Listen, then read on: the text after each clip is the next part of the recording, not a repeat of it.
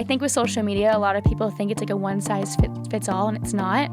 And so a lot of people are just wanting like followers, but truly it's the engagement. It's like, who are your loyal people? How are you communicating with them? How are you investing in them? It's not just all about let's bring in all the followers, but how can we create this community, that feels authentic? And I think that's what we've done. What you see on our account is what you get. That's Katrina Hopper. She executes the social media marketing for the Aesthetic Center. Her videos that she's created have gone viral on TikTok to reach more than 1 million views. She has so many amazing ideas for creating content for social media, and during our interview, we got to hear about very specific actionable steps that you can take to do the same. Here's the one-of-a-kind Katrina Hopper. Katrina, thank you for coming on our podcast. Thanks for having me. Yeah, we're super excited to talk to you and pick your brain because you know a few things. You have a few tricks up your sleeve, I feel like. So, TikTok strategy, one of those being, it's amazing what you've been able to do on social media, and you're really passionate about creating beautiful content. So can you walk us through a little bit of your journey when you were young and as a creative, how that manifested? So I never knew I was going to end up in the creative industry. When I went to college, I was one of those people that just didn't know my major. I didn't know, again, kind of like where my path was going to be headed. And so I actually thought I was going to be a teacher, which is completely opposite.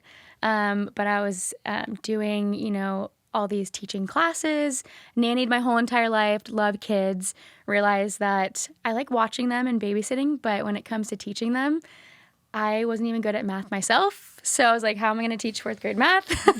Totally. So I realized I need to find something that really resonates with my soul, something that I'm, really passionate about. And so I came home after freshman year of college, and it was the summer, and I decided to start collaborating with photographers and doing, model shoots and stuff like that. And I realized I loved taking pictures, being behind the camera, being in front of the camera. And then back before influencing was really big, now it's huge, but 4 years ago, no one was really doing it. I reached out to brands. I'm like, hey, I want to take pictures for you, model your clothes, and do you just want to do a trade before, people were getting paid for it? So I started doing that and working with brands, and I just kind of fell in love with creating that perfect shot, aesthetically pleasing images, and I was getting really good responses. Brands were sending me free stuff all the time. And it was what year was this? This was I'd say 6 years ago, because I've been graduated for 2 years now. So it was after freshman year. So I did that all summer. It was so much fun. Kind of created my own brand. And then I came back and I was like, I'm switching to communications and I'm doing marketing.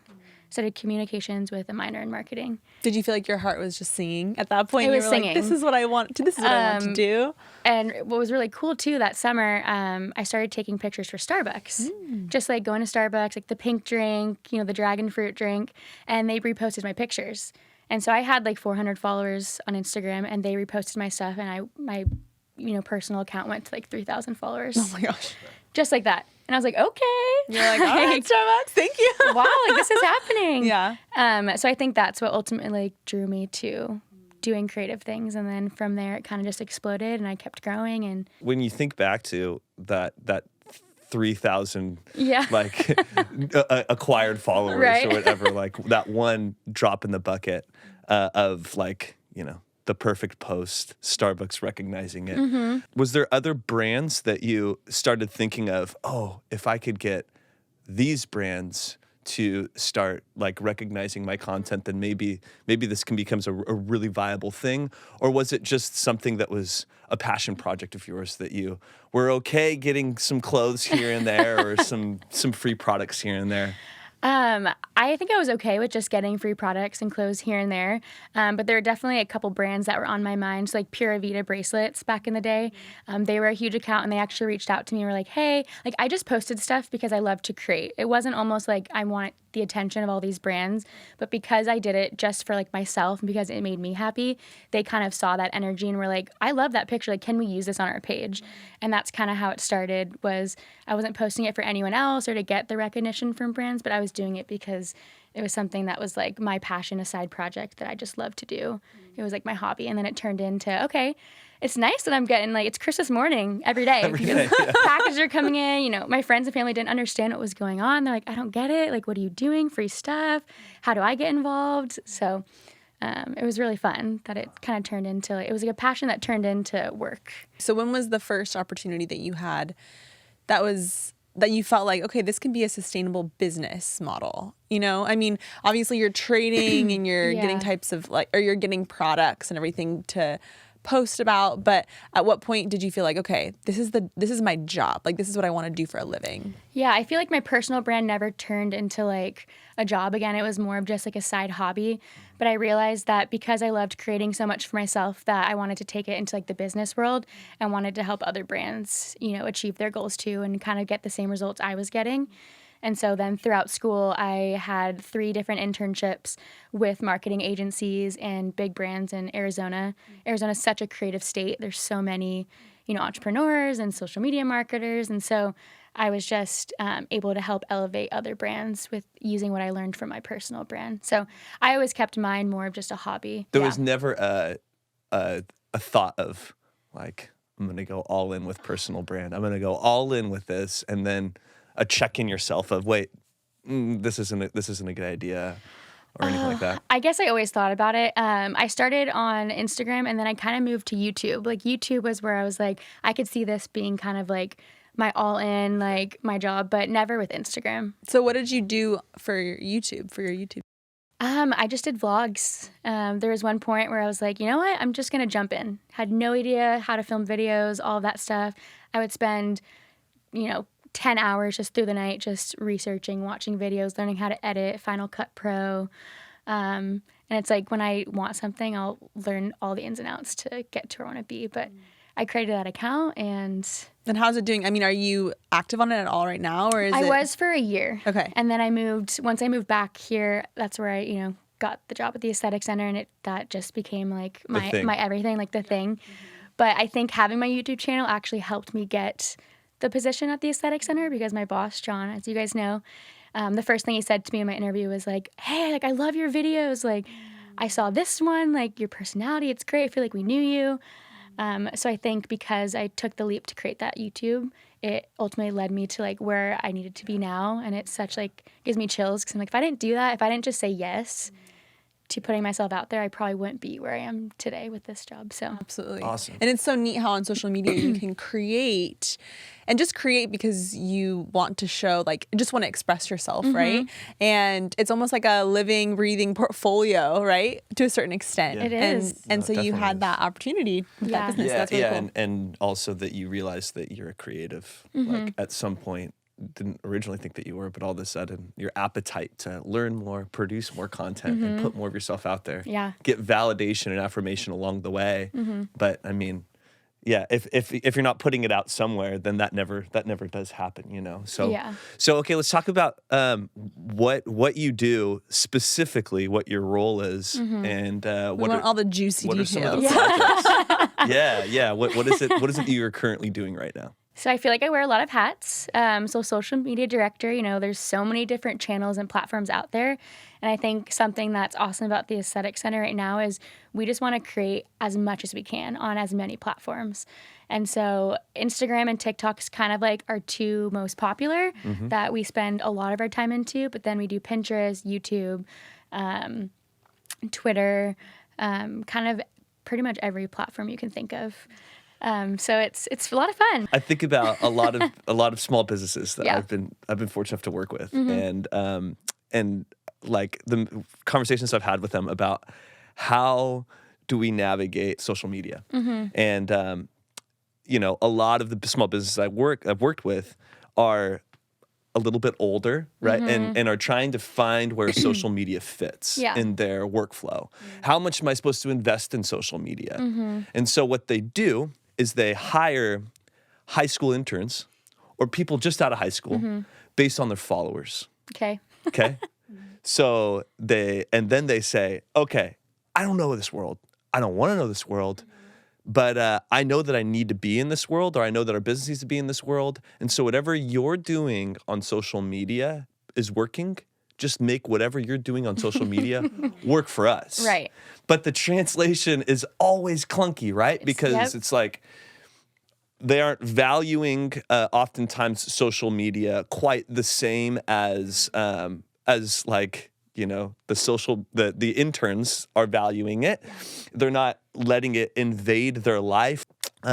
Did you see any of that disconnect, or was there like full reign for you to just were do you whatever given you full wanted? reign from the get-go? Yeah, so they had a guy, actually one of their family members, do the social media like right when it started. I came like 2 months after it launched, and then he moved to college, so he wasn't doing it anymore. So I came there, and I pretty much did have full creative range, which was awesome. Kind of got to start it from the bottom, and the account was at 300 followers, and now we're almost at 3,100 in like a year and a couple months. So it's really grown. But I think with social media, a lot of people think it's like a one size fits all, and it's not. And so a lot of people are just wanting like followers, but truly it's the engagement. It's like, who are your loyal people? How are you communicating with them? How are you investing in them? It's not just all about let's bring in all the followers, but how can we create this community, you know, that feels authentic? And I think that's what we've done. What you see on our account is what you get. It's not deceiving. We're not trying to be people we aren't. You know, all of our providers, everyone who's on the stories, that's who they are. You know, we're not putting on an act. So I think that's what's really elevated the Aesthetic Center and the community around us, which has been awesome. Yeah. So how do you navigate from TikTok to Instagram to Pinterest to Twitter. Facebook to Yeah. Twitter? The way you behave in those platforms needs to be tailored to those platforms, Can right? you school us on each platform? Just give Yeah. us a little rundown. So I think it's important to know who's your demographic. And so on Instagram, obviously there's analytics. You can see, you know, who's viewing your profile. And so it's anywhere between like 25 and 40. So obviously we're going to tailor the content to a little bit younger demographic. People like memes. So, you know, we have Meme Mondays to keep it light and fun. You know, we talk about Botox, lip filler, kind of the procedures that young adults or, you know, early moms are getting done. And then, you know, Facebook is more of our surgery patients, you know, people that are a little bit older that kind of don't know the Instagram world, or, you know, they're not on TikTok. So it's all about just changing your verbiage. So it's almost posting the same content, but you're just tweaking some words and wording it differently on each platform. And then obviously TikTok is all videos. And so that's just, for me, I just love visuals and I love videos. And so that one's a lot of fun. And short form videos. 15 seconds. Yeah, and I feel super like people's attention spans are so short. You have 3 seconds to make a first impression. And so it's always like, what's going to be that first slide that's really going to capture someone to watch the full thing? Well, especially in TikTok, but on other platforms, you know, like YouTube, it's a different platform. So there's an expectation on YouTube, different than TikTok, that I'm willing to invest some time. turn my phone. Yeah. You know what I mean? As soon as I Exactly. turn my phone, now I'm more engaged. I'm like, Immersed. maybe this isn't true, but I feel like the act of turning the phone is an act of commitment beyond true. 15 seconds. You know what I Yeah. mean? It's like, I'm going to check this out for a little bit longer. Okay, so you said it's a verbiage thing. Tweak the verbiage. But then you also said that, well, TikTok's video, right? And then Instagram, like video photo. Right. But are you creating the same creative for multiple platforms and then tweaking the verbiage, or? Yes. So most of the time it's the same content, and then again, just changing the way that we present the image or the video. Instagram actually is moving more towards video content now. So as you can see, a lot of images aren't getting high engagement. Same engagement. With videos, because people are watching it on a loop or spending more time on that post. You know, videos are longer than pictures. Yeah. Instagram will push it out to 80% of your followers instead of 15%. So if you're not having people liking your stuff or commenting within, you know, the first 5 minutes, they're like, this post isn't worthy to be pushed out to more people. So I'm always the first like, first comment. But you've had so much success on the platforms. Can you share some of your like most exciting moments so far? I think the most exciting moment so far was getting 4 million views on one of our TikToks. unfortunately, it was taken down. Oh, no. Which is so sad because we worked so hard on it. It was Dr. Ice cutting an orange with a scalpel, but they said that the scalpel was being used in a dangerous act. So it got taken down. So we were so bummed. We emailed them back and forth. Scalpels and knives are... We're like, he's a facial plastic surgeon. Right. He's stubble board certified. Like, he can cut an orange with a scalpel if he wants to. Right, He has those right. qualifications. Yeah. So we've emailed them multiple times to like get the video back, but we've had no response. 4 million. 4 million. And it probably For- would have grown to 10 million. Like, that's the rate that it was on.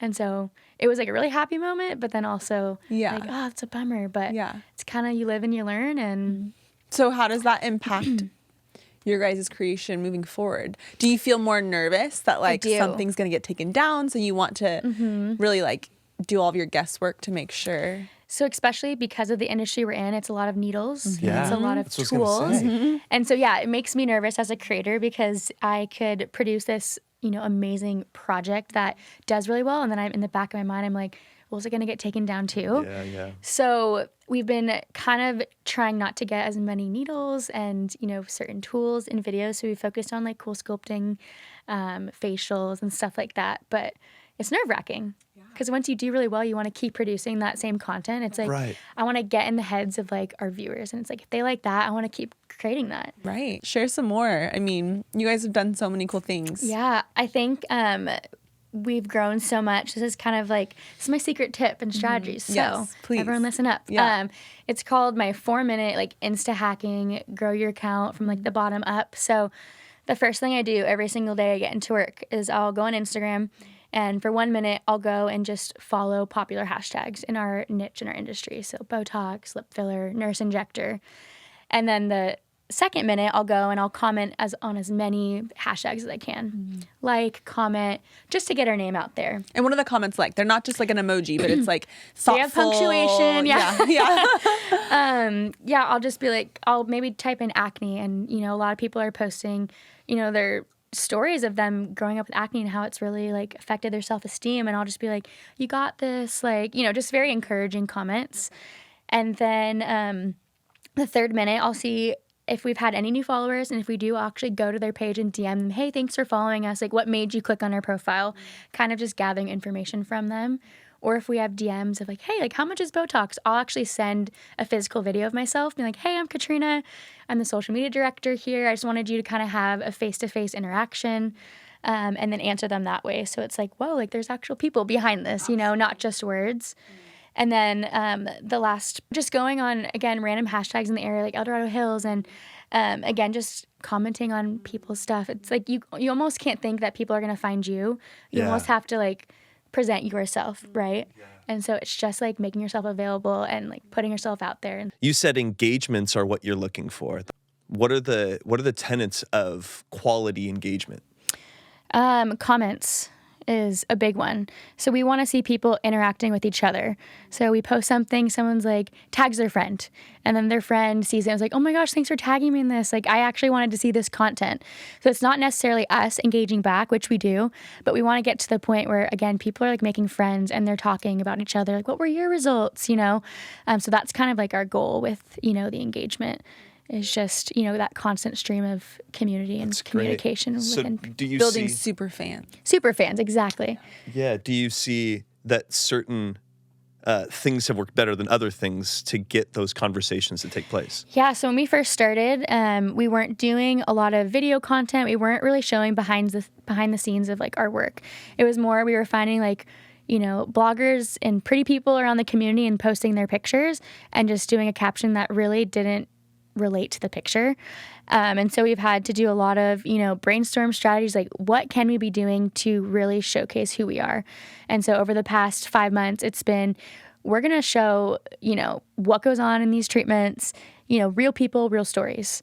And so it's the narratives that really draw people in. It's, these are real people getting real treatments because maybe they felt insecure, but now they want to live confidently, and this is how it's helped them. So really You sneak just the slogan in there. Right I there. did, to look and feel your absolute best.